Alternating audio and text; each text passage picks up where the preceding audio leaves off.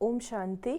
आज 5 जुलाई 2020 है और आज हमने बाबा के अव्यक्त रूप से चले हुए मधुर महावाक्य अवश्य सुने होंगे।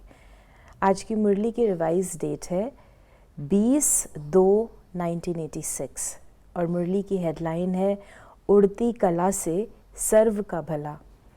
आज की मुरली से कुछ ज्ञान बिंदुओं का हमें और अधिक स्पष्टीकरण देंगी आदरणीय मीरा दीदी। ओम शांति दीदी। ओम शांति। तो आज बाबा की बहुत ही सुंदर मुरली है जिसमें बाबा ने दूर देश के भिन्न धर्म में जाते हुए नज़दीक भारत वाले बच्चे, और आप तो विदेशियों की मेन इंस्ट्रूमेंट जो आपने सेवा करी है आदि से, तो बहुत ही सुंदर मुरली। और लगता है आप उस समय होंगे बाबा के पास, क्योंकि हम देखते हैं कई वीडियोस में आप बाबा के ट्रांसलेशन जो विदेशियों को बाबा कहते थे तो आप करते थे। और ऐसे हम बहुत हमें अच्छा है कि आप ही इसका हमें आज स्पष्टीकरण भी देंगे। तो कुछ पॉइंट्स लेते हैं मुरली के।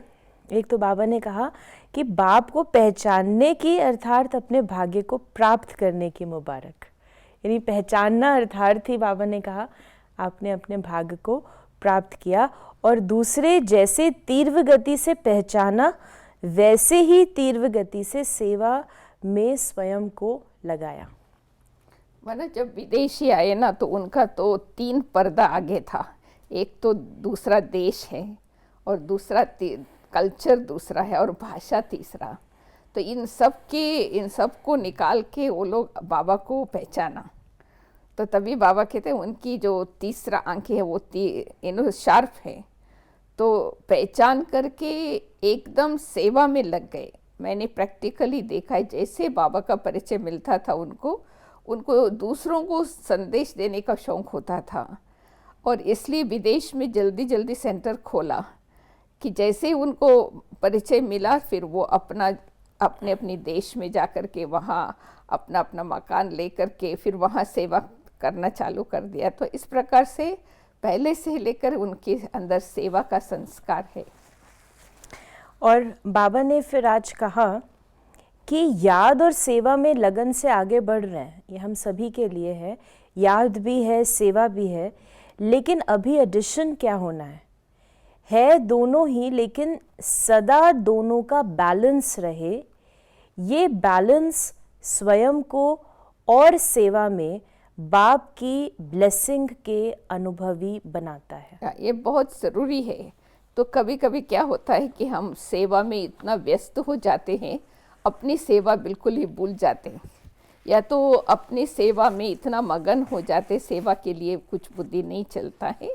तो मैं भी ये मानती हूँ कि ये बहुत ज़रूरी है, सिर्फ विदेशियों के लिए नहीं, सारे ब्राह्मण परिवार के लिए, स्व सेवा और अन्य की सेवा।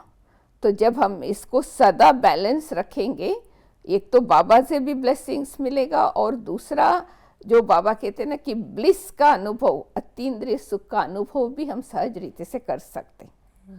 और बाबा ने साथ ही इसमें कहा कि ज़्यादा आवाज़ बुलंद रूप में विश्व में गूंजेगा।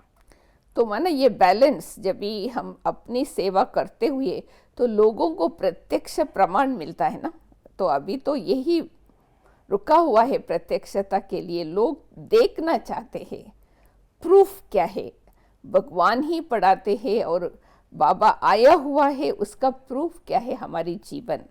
तो जब भी हम ये बैलेंस रखेंगे तो हमारी जीवन का परिवर्तन वो लोग देखेंगे कर्म करते हुए, तो फिर वो मानना चालू करेंगे ना, प्रत्यक्षता वहाँ से चालू होंगी। फिर बाबा ने कहा उड़ती कला के बारे में बाबा ने कई सारी बातें बताई। उड़ती कला होना अर्थात सर्व का भला होना। जब सभी बच्चों की एक रस उड़ती कला बन जाएगी तो सर्व का भला अर्थात परिवर्तन का कार्य संपन्न हो जाएगा। तो माना कि हम वापस घर जाएंगे तो सत्युग की स्थापना हो जाएंगी, यही तो हमारा कार्य है ना। हाँ, तो इसलिए मैं समझती हूँ इसमें बाबा ने कहा कि उड़ती कला तो है, उसमें स्टेजेस है, कभी थोड़ा ऊपर कभी नीचे, कभी किसका ऊपर कभी किसका नीचे। तो बाबा चाहते हैं कि संगठित रूप से सबकी उड़ती कला सदा काल रहे, तो ऑटोमेटिकली सबकी स्थिति भी ऊंची हो जाएंगे ना। तो स्थिति ही फिर भविष्य का हमारा पद क्या है वो भी सिद्ध करेगा और स्थापना का कार्य को भी संपन्न करेगा। तो दो चीजें बाबा ने कहा है कि सदा और मेजॉरिटी, या सदा और मेजॉरिटी की उड़ती कला होना अर्थात समाप्ति होना। रियली हाँ, मेजॉरिटी बाबा ये नहीं चाह सब हो जाएंगे, कम से कम 75% भी हो जाए और सदा, तो डेफिनेटली बाबा की प्रत्यक्षता होंगी। उड़ती कला ही कर्मातीत स्थिति को प्राप्त करने की स्थिति है। उड़ती कला ही देह में रहते, देह से न्यारी और सदा बाप और सेवा में प्यारेपन की स्थिति है। उड़ती कला ही विधाता और वरदाता स्टेज की स्थिति है। उड़ती कला ही चलते फिरते फरिश्ता व देवता दोनों रूप का साक्षात्कार कराने वाली स्थिति है। तो माना हमारा लक्ष्य ही अभी है ना कि फरिश्ता बनना है, फिर देवता बनना है, और देवता माना फरिश्तों को सदी उड़ती कला में ही दिखाते हैं, उनका पाँव कभी धरती पर नहीं आता है। तो माना इसका एसेंस मैं तो ये समझती हूँ कि उपराम, एक तो उपराम अवस्था रहेगा और दूसरा साक्षी और साथी और न्यारा और प्यारा, कर्म करते हुए भी वो फरिश्ता नजर आएंगे और फरिश्ते के साथ साथ भविष्य का स्वरूप भी दूसरों को दिखाई पड़ेगा। जैसे स्थापना के आदि में ब्रह्मा को भी देखते थे और कृष्ण का स्वरूप भी देखते थे, और जैसे जैसे ब्रह्मा बाबा फरिश्ते के स्थिति के नज़दीक गए तो ब्रह्मा बाबा का शरीर दिखाई नहीं पड़ता था, परंतु अव्यक्त रूप दिखाई पड़ते थे। तो जितना जितना हम चढ़ती कला में, चढ़ती कला माना ही वास्तव में कि परे इस स्थूल देह से, स्थूल देह के संबंधियों से, दैहिक पदार्थों की स्मृति से उपराम, ऊपर, तो ऑटोमेटिकली हम सूक्ष्म जो वस्त्र है वो धारण करेंगे, ऊपर जाएंगे तभी सूक्ष्म वतन का जो लाइट ड्रेस है वो धारण करेंगे, तो फरिश्ते सो देवता बनना सहज हो जाता है। और साथ ही फिर बाबा ने और भी इसके बारे में कहा कि उड़ती कला सर्व आत्माओं को भिखारीपन से छुड़ाए, बाप के वर्षे के अधिकारी बनाने वाली दाता रहेगा। उड़ती कला वाला न सिर्फ विदाता रहेंगे, विदाता है ज्ञान सुनाने वाले, परंतु जो उड़ती कला की स्थिति है वरदाता की स्थिति है, वरदानी मूर्त, तो सब आत्माओं को वरदान देंगे, तो माना सब आत्माओं को मुक्ति मिल जाएगा, क्योंकि हमको वापस जाना है ना, तो हम वापस जाएंगे तो मुक्ति धाम का दरवाजा खुलेगा, तो बाकी सभी आत्माएं सब वापस जाना चालू करेंगे। तभी तो मुरली का सार भी है ना, तेरे बानी सर्व का भला। तो जब बाबा आते हम बच्चों को मुक्ति और जीवन मुक्ति का वर्षा देने, हमको तो मिलता ही है, परंतु हमारे कारण सबको वापस रिटर्न जर्नी का चांस मिल जाता। यानी इस पूरी मुरली में जैसे बाबा हमें हमारी स्थिति याद दिला रहे हैं कि आपकी स्थिति पर ही, आपकी कला के ऊपर सारे विश्व की कला और भविष्य निर्धारित है। सभी आत्माएं अनुभव करेंगी कि हम सब आत्माओं के इष्ट देव और इष्ट देवियां व निमित्त बने हुए जो भी अनेक देवताएं हैं, सभी इस धरनी पर अवतरित हो गए हैं। उनको हमारा भविष्य का साक्षात्कार होने लगेगा। जैसे बिगिनिंग में बाबा को देखते तो कृष्ण का साक्षात्कार होता था घर बैठे बैठे, तो क्योंकि बाबा एकदम देह से परे थे ना, तो ऐसे हमारा भी अभ्यास जब बढ़ता जाएगा शरीर से परे रहने का और अपने फरिश्ते स्वरूप की स्मृति ज़्यादा रहने का, उसी फरिश्ते स्वरूप में, तो लोगों को हमारा भविष्य इष्ट देवता, अनेक देवताओं का रूप जो जो जिसकी पूजा करते उनको उसका साक्षात्कार हो जाएगा।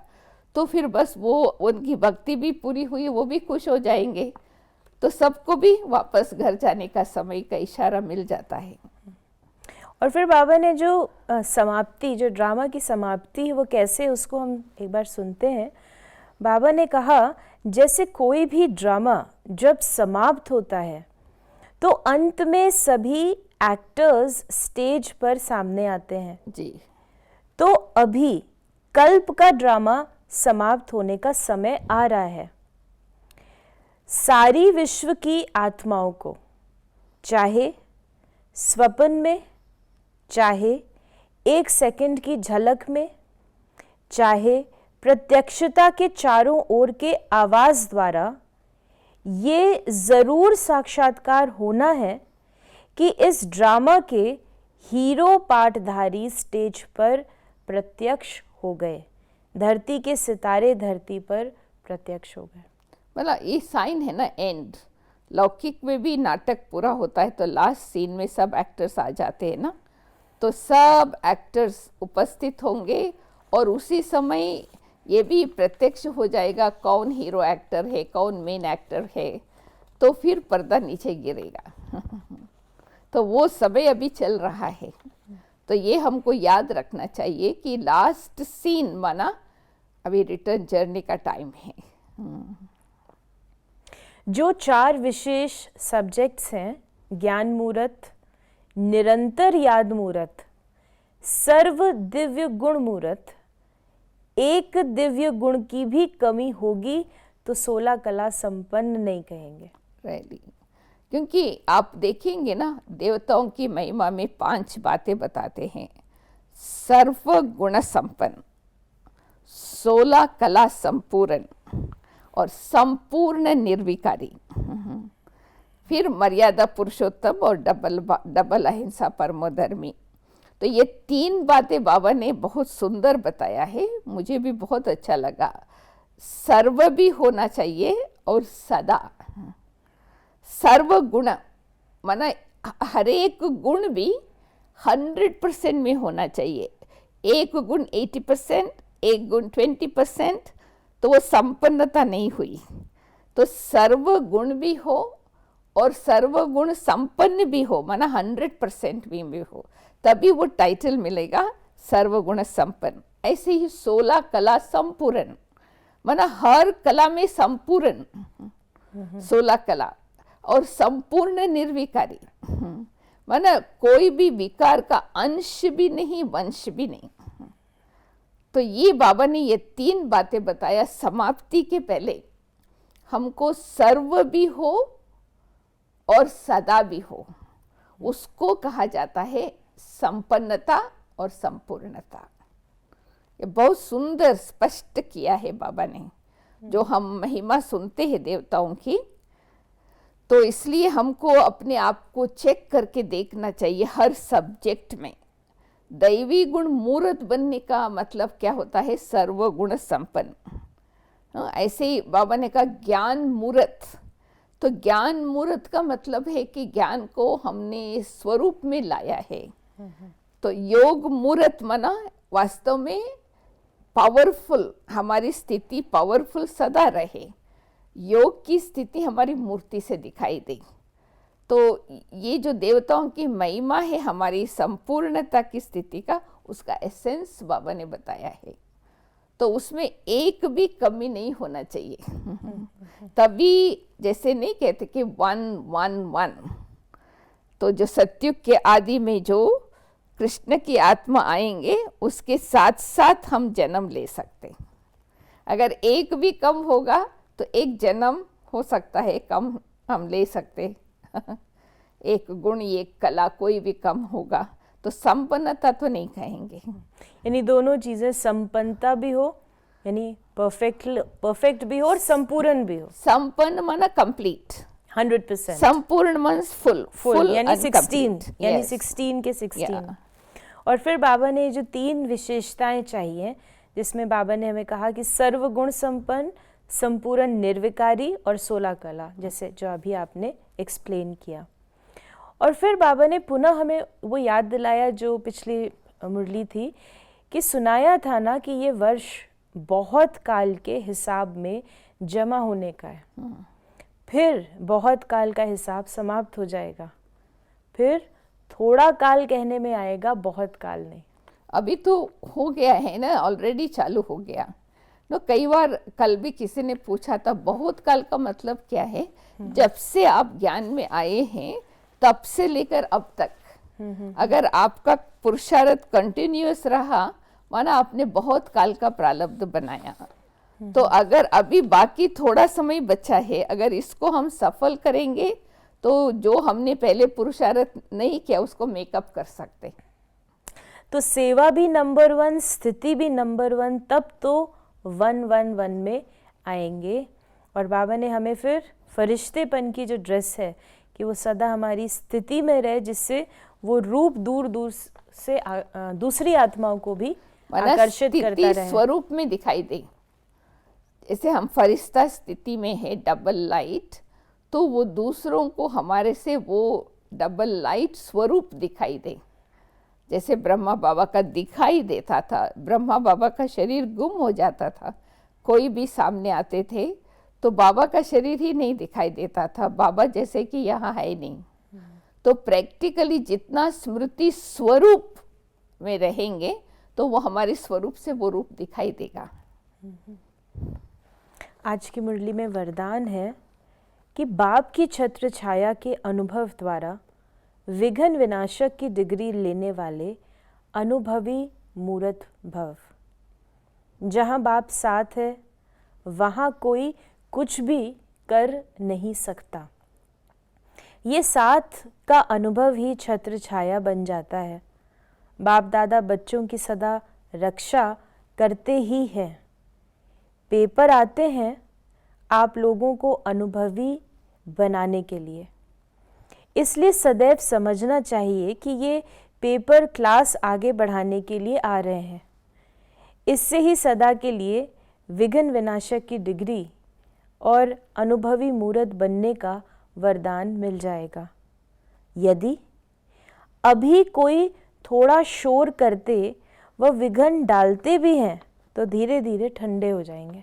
अभी भी कोई अपने विकारों के वश या अपने संस्कारों के वश थोड़ा रिएक्ट भी करते हैं, वो भी ठंडे हो जाएंगे अगर हम इस दृष्टिकोण से देखें तो, कि हमारे सामने जो भी परिस्थिति आए वो हमको गिराने के लिए नहीं आए, हिलाने के लिए नहीं आए, पर हमको अनुभवी बनाने के लिए आए, हमको आगे बढ़ाने के लिए। जैसे स्कूल में परीक्षा देते हैं स्टूडेंट्स को, अच्छे स्टूडेंट्स को अच्छा लगता है ना कि ये परीक्षा के बाद हम आगे क्लास में जाएंगे, तो ये उन्नति का साधन है।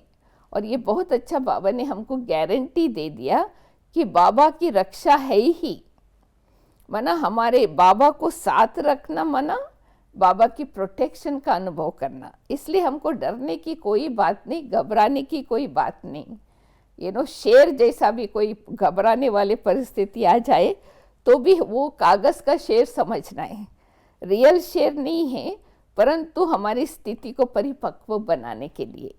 तो जैसे कभी कभी बाबा ये भी कहते हैं ना कि ये तूफान तूफान नहीं है, तोहफा है।